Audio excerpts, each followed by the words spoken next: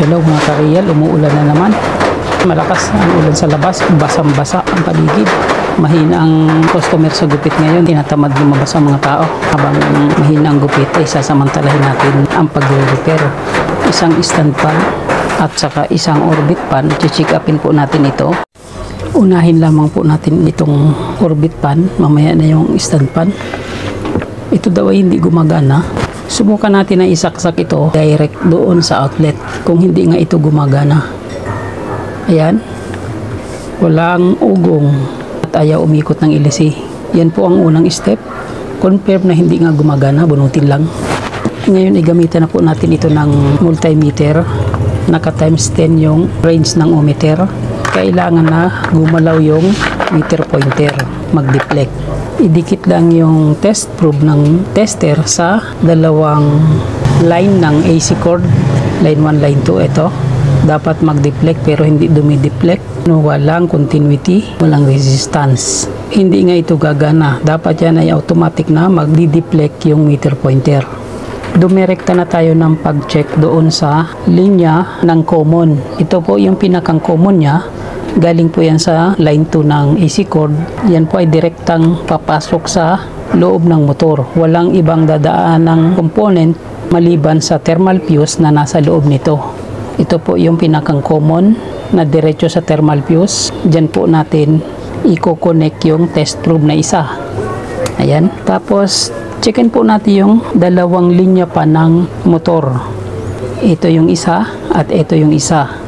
Nananatiling nakakabit yung isang test probe doon sa common line ng motor. Subukan natin dito kung magdi-deflect. Wala pa ring deflection. Sa kabila naman, wala pa ring deflection. Sa dalawang linya ng motor, walang deflection mula sa common line ng motor doon sa dalawang terminal pang natitira. Posibleng thermal fuse po ang sira nito. Baka nag-cut off na, kaya walang linya yung common papasok sa motor. Dahil ang thermal fuse ay nasa linya ng common wire ng motor. Thermal fuse ang suspect, bunutin na po natin sa common ang isang test probe. Pag pumalo ito dito sa isang terminal ng motor, confirm na thermal fuse nga ang sira nito. Dahil kung hindi naman ito papalo, may problema na ang motor. O, tingnan natin. Ayun mga ka-real, nag-deflect siya at may reading siya na 90 ohms times 10, 900 ohms. Bunutin, ulitin, may reading siya.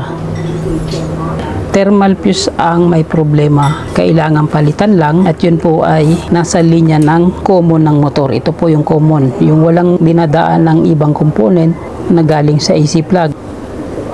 Dahil kung mapapansin ninyo, itong linya na to papunta sa kapasitor. Tapos yung isang linya na yan, diretso rin sa motor at diretso rin sa kapasitor. So hindi yan ang common, hindi yan ang common. Ito ang common, yung single wire, diretso sa motor. Okay? Baklasin lang po natin ito at pupuntahan natin yung thermal fuse. At habang binabaklas ko po ito, maraming salamat po muli sa lahat ng aking mga subscribers dyan. Lalong-lalo na po sa lahat ng mga masisipag mag-like and comment sa nakaraang latest video ko na sina Sir Ruben Gamboa, Edgar Macam, Lorenzo Advincula Jr., Clark Kim Tabalansa, Roberto Tibahares, Donato Matias. Sa lahat din po ng mga silent viewers ko dyan, alam ko po na nanonood kayo kahit hindi kayo nagko-comment. Maraming salamat po at mega shoutout po sa inyong lahat. Okay, ayan, nabaklas na. Ito na po yung motor.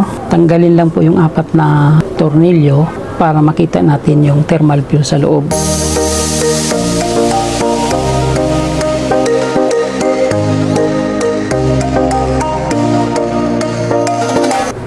Ayan mga ka-real, makinis pa yung shafting sa bandang huli at sa bandang unahan. Good pa rin ang bushing yan pagka ganyan. Itabi lang, focus lang po tayo dito sa motor. Tanggalin lang ito para mabunot natin yung stator.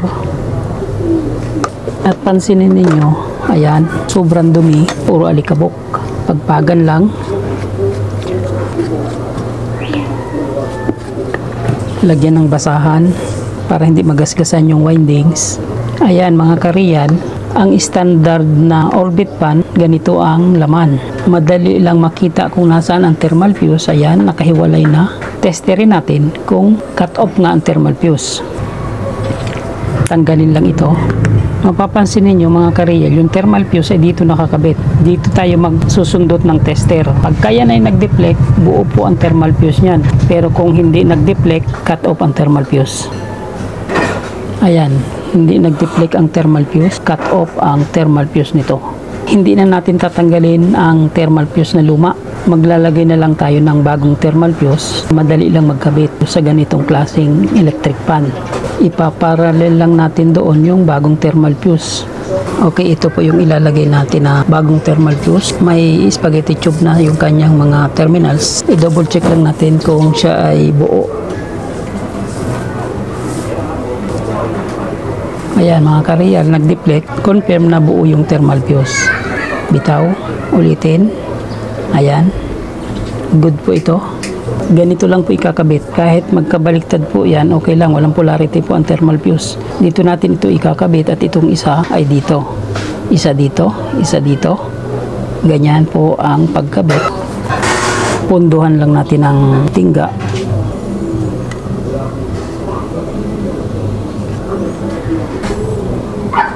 Ihinang lang. Mabilisan lang ang ihinang. Tapos dito. Okay. Nakadikit na. Testerin natin kung buo pa yung thermal fuse. Baka na-cut off dahil sa init ng panghinang. Okay, good. Buo. Ngayon na nakakabit na, pwede natin na pong talian yan. Pwede rin nalagyan ng insulator. Ganito. Yan.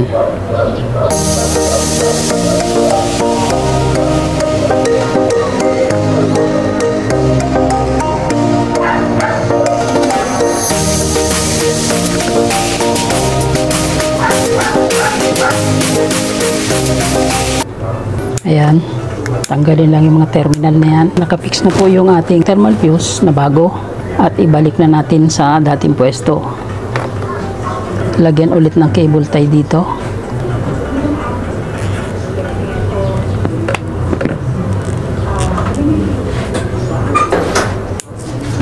Ngayon ipadaanan ulit natin ng tester yung AC line cord niya para ma-confirm kung meron na siyang continuity. Ikabit lang yung dalawang test probe dito sa AC line cord. Tingnan kung magde-deflect. Kanina hindi nag-deflect yan. Ayan, nag-deflect na. Posible na siyang gumana. I-fix lang po natin ulit ito. Ibalik sa dati. Lagyan ulit ng langis. Itabi. Lagyan din yung front bushing. Ibalik sa dating pwesto. Lagyan ulit ng tornilyo na 4. Sandali lang po mga ka-real at meron tayong customer. Ayan, medyo mainit na. Gugupitan muna natin ito. Mamaya na natin ito ikabit.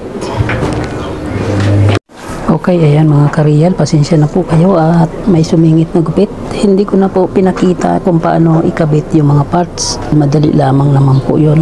So ngayon po nabuo ko na yung orbit pan na ito. Subukan po natin na isaksak sa outlet. Tingnan natin kung gagana na yung ating ginawang orbit pan. Saksak lang natin.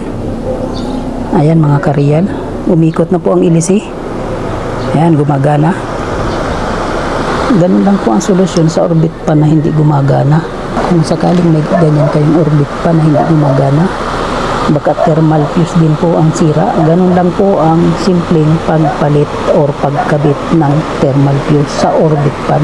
Okay, maraming salamat po muli. Paki-like and share nyo lang po nito para maalaman din ng iba. Paki-subscribe na rin kung bago lang kayo dahil ito po ang aking munting channel. The real life, Big S, real vlog.